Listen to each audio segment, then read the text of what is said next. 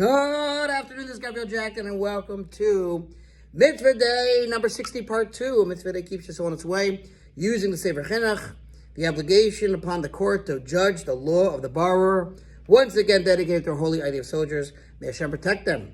Here we go.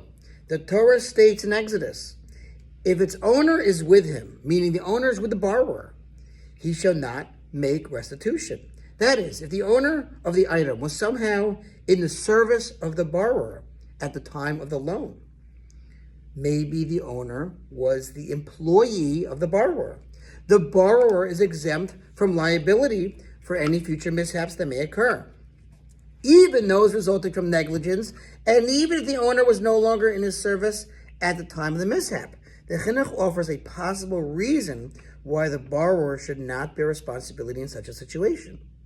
On the subject of borrowing with the owner, where the borrower is exempt from liability for the borrowed object, we can say the following in explanation, according to the plain understanding of the matter. The Torah did not hold the borrower liable in this case because the owner of the utensil or the animal was with the borrower.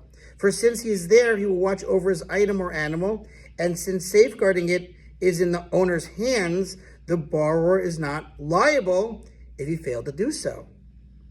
The Chinuch addresses an apparent difficulty with this explanation. Now, even though this reason does not apply in all cases, for the law is that the borrower is exempt even if the item was lost or damaged after the owner had already left his service, as long as he was there in his service at the time of lending, one can resolve this difficulty as follows. The Torah did not wish to subject the matter to varying degrees of liability depending upon the situation, and to say that if the owner remains there in the borrower's service for a long time, the borrower will be exempt, and if the owner remains there for a short time, the borrower will be liable.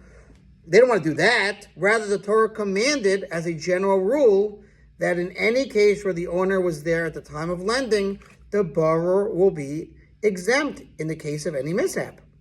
This is the reason for that which the sages of blessed memory said in Bava Metzia, the Gemara, that if the owner was with the borrower, i.e. in his service at the time of lending, then even if he was not with him at the time when the animal broke its limb or died, the borrower is exempt.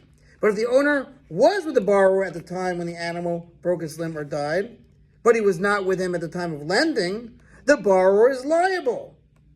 This is due to the fact that the matter of the borrower's exemption depends on whether the lender was there at the beginning of the event, i.e. the time of lending, as has been explained. The Chinuch applies this reasoning to another situation where the exemption of with the owner applies. This reason that has been given to explain why the Torah does not hold the borrower liable when the owner of the item was in his service at the time of the loan in itself also suffices for us to understand the parallel law regarding renting an item with the owner of the item in the renter service, which is that the renter also, like the borrower in the previous case, is exempt from liability. There too, the reason is that since the owner is there, he will watch over the borrowed item. And we'll stop there for now. We got more on this mitzvah to sponsor each mitzvah. 36, 100 for the gold, or be part of the New High Club, and we'll see you tomorrow.